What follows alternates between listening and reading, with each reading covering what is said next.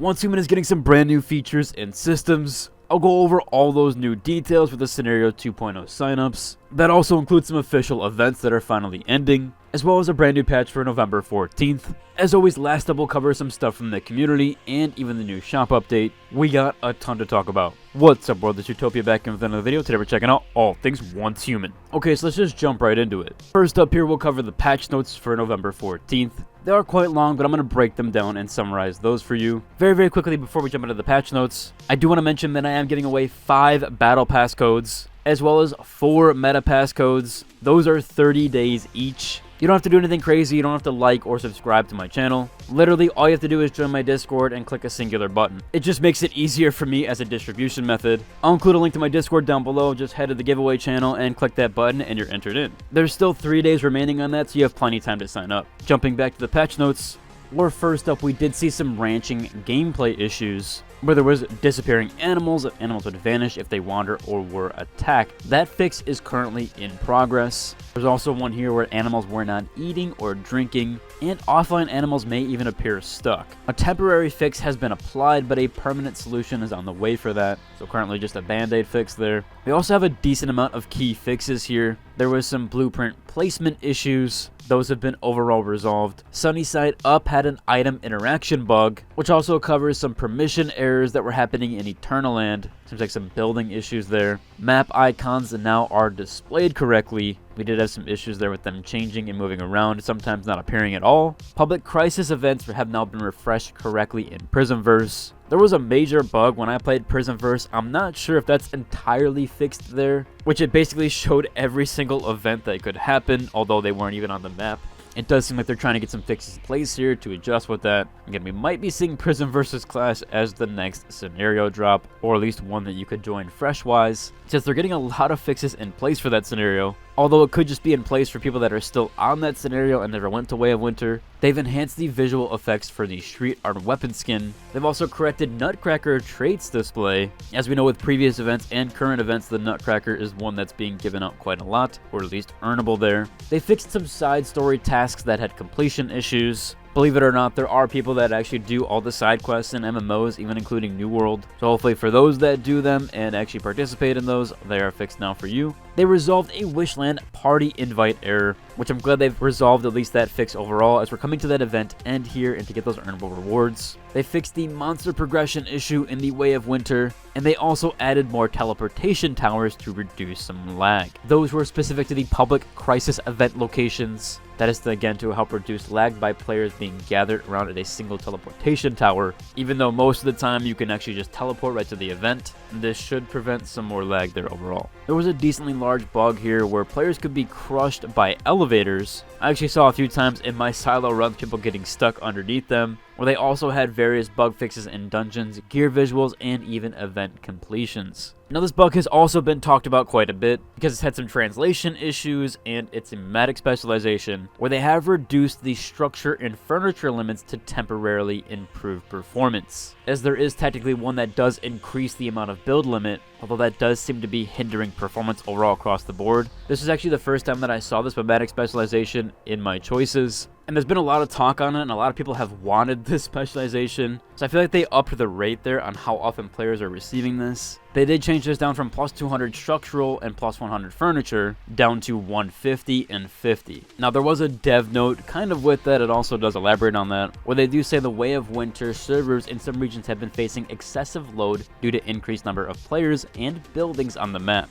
We're obviously more condensed in this zone area. A lot of players are all together. To ensure smooth performance for players in these regions, they have temporarily adjusted the stone structure's intense defense, and of course that building master specialization. They're actively working on server optimizations, and they will restore and improve the relevant specializations once those optimizations are complete. And they say please stay tuned for future announcements. As I went over in my previous video with the dev interview, I know I keep quoting this video, there is just so much jam-packed in it, but I also talked about that they are going to be doing hardware optimizations at the end of November, so more than likely they are waiting for that overall. And they even mentioned here, as compensation for this adjustment, all players will receive 500 Star Crom, 100 Mitsuko marks, and 200 Stardust Source. As usual with all compensation, that has been sent via mail, so please check your in-game inbox. That does cover for the patch note side of things. Jumping over, we finally have that Scenario Signup 2.0 system update. So I've been talking about this for a little over a week now, where they're now allowing players to sign up in teams, and they've even brought some update features such as advanced registration and faction scenario signups, as well as I said that team signup. They have a little showcase here about how to go through and select a scenario. Or at the top here, they have advanced registration or join directly. If that scenario isn't out yet, more than likely you're going to have to go through the advanced registration, which guarantees an entry but no need to compete for those spots. And if you join directly, that will put you in immediately if spots are available. So that's if the scenario is up and running. Now here's where it gets interesting. The registration period, this is where the team registration applies to both. Team members can follow the leader and are placed on the same server, where that team leader will need to select an active server.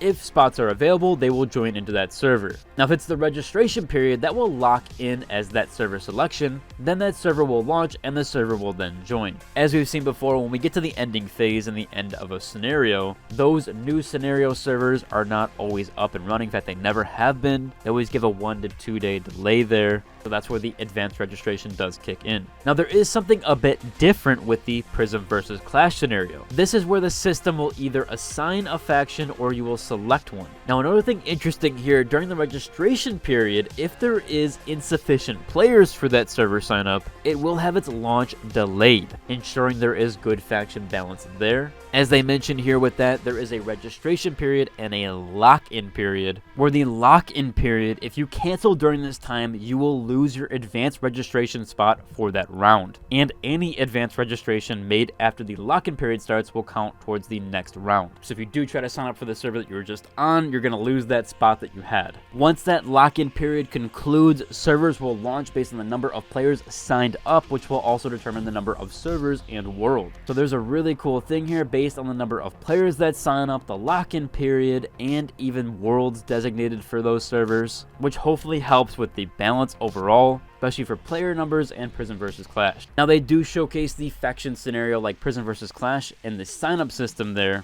where you can actually let the system assign one for you on a random faction or random selection basis, or you can use the S key as they show here and select your faction itself. Where they do mention here, servers will decide whether to open at the scheduled time based on the overall player numbers and faction balance. If conditions are met, they'll open as planned. If not, players have signed up, the scenario may be delayed once, but will definitely open up after that. So some really nice changes for Prism versus Clash scenario. They also added, of course, that team sign-up section, where they've added team sign-up options. You can now invite your friends to form a team, and all team members' sign-up statuses will follow the team leader. When a team signs up for a scenario, all members will be placed on the same server and in the same faction if applicable. Of course, that means for the Prism versus Clash. You can see how that works here, where you can create a team or even join a team, and then that way all your squad members under this list, which you can have a total of 20 members, will then be transported to that new server, or at least when the server does open.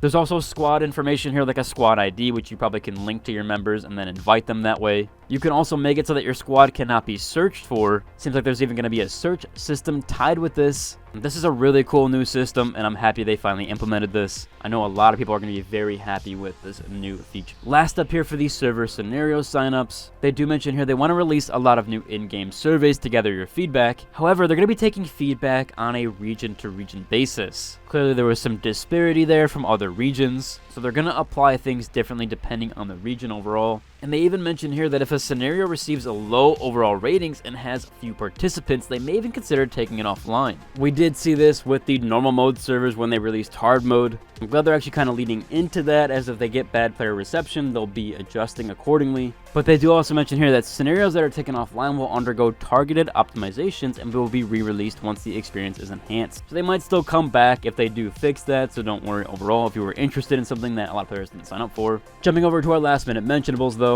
with the November 14th patch, we actually did see a shop update where they do have that new Polar Ghost set. They also had the Cradle Cosmetic Gumpy Duck, some new Winter Adventure gloves, the Watch Out Slippery Cradle, and 2 new weapon skins here, the White Care and Ancient Threat. Also pertaining to the community, we have the Scenario Workshop event concluded. They say thank you to the metas. They have received 195 incredible scenarios during the event. They are now in the official evaluation phase, and the final results will be announced within a week after the evaluation period concludes. So in the future, we might actually see a scenario completely created from the community or from one of the community members. Pretty cool to see that they're bringing ideas from the community and just seeing if they can toy around with it. Of course, we'll have to see how it plays out overall. However, that should about cover for today's video. If you like and subscribe, and until the next one. Deuce!